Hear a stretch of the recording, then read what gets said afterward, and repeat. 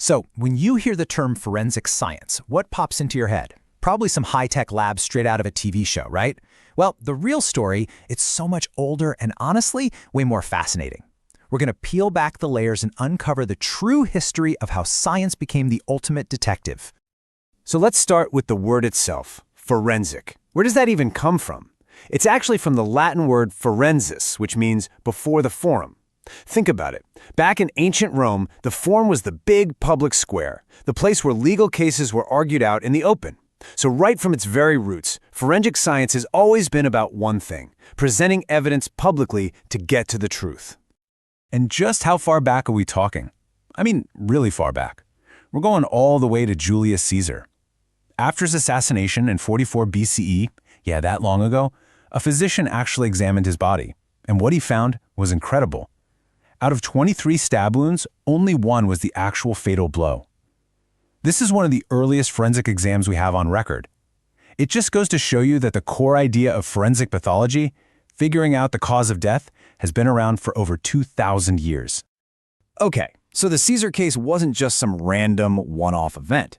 Long before we had a formal science for it, cultures all over the world were already using these kinds of principles. They were, in a way, the very first detectives. I mean, check this out. As early as 700 AD, the Chinese were using fingerprints to identify people on documents. That's incredible for the time. And then, fast forward to the 13th century, a book was published called The Washing Away of Wrongs. It was basically the first ever guide on how to determine a cause of death. All these early examples, they point to this universal human drive we have to solve mysteries using actual physical evidence. But things really kicked into high gear during the scientific revolution. The 18th and 19th centuries, that was the explosive period where all these scattered ideas and breakthroughs started coming together, forging investigation into a true formal discipline. And man, things happened fast. It was like one game-changing invention after another. In 1773, we get the first chemical test for arsenic. Super common poison back then. Then, in 1835, an investigator manages to match a bullet to a specific murder weapon for the first time. Total game changer. Soon after that, we start seeing systems to identify criminals, first with this method of body measurements, and then the big one, fingerprints. Each one of these breakthroughs added another powerful tool to the investigator's toolkit.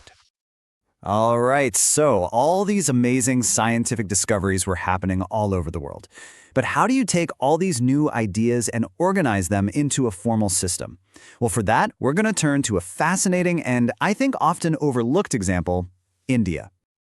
And the story really kicks off in one pivotal year, 1849. That was the year the very first official chemical examination lab was set up in Madras. Now, this wasn't just some little experiment. This was the formal institutional beginning of forensic science in the country. And it took off pretty quickly from there. A lab in Calcutta followed just a few years later, then another in Agra, and then Mumbai. What they were doing was creating a national network, building this solid foundation of shared knowledge and standardized methods all across the subcontinent. And building on that foundation, something huge happened in 1897. A pivotal moment, not just for India, but for global forensic history, took place in Calcutta. The world's first fingerprint bureau was established. And it used the classification system developed by Sir Edward Richard Henry, a system so good, its core principles are still used today. Think about that, the world's first. And the specialization just kept branching out. Pretty soon, you had entire departments for explosives, for checking questioned or forged documents, for blood analysis, for ballistics, even a footprint unit.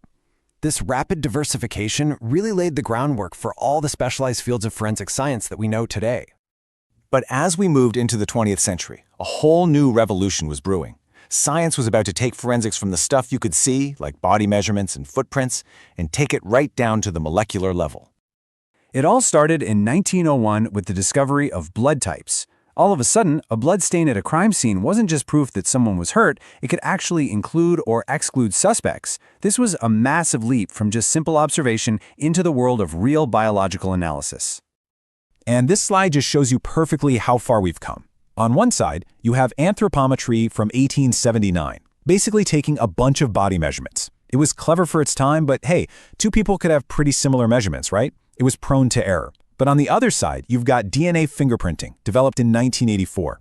By looking at a person's unique genetic code, it gives a level of accuracy that is just off the charts. It became the undisputed gold standard for identification. This wasn't just an improvement, it was a complete paradigm shift.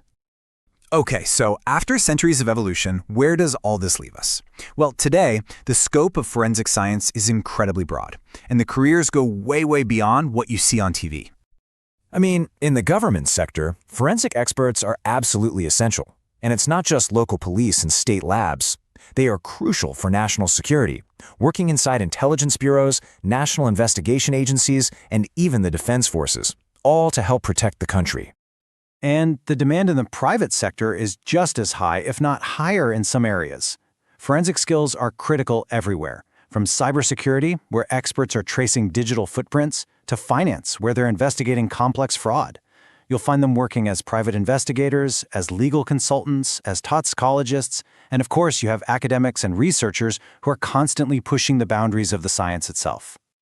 So think about it. We've gone from a physician examining wounds on a Roman emperor all the way to analyzing digital code in the cloud. Forensic science has always adapted, and that leaves us with one final question to ponder. With the rise of things like AI, digital evidence, and genetic engineering, what's the next chapter of forensic science going to look like? What new, incredible tools will the next generation of detectives have at their disposal?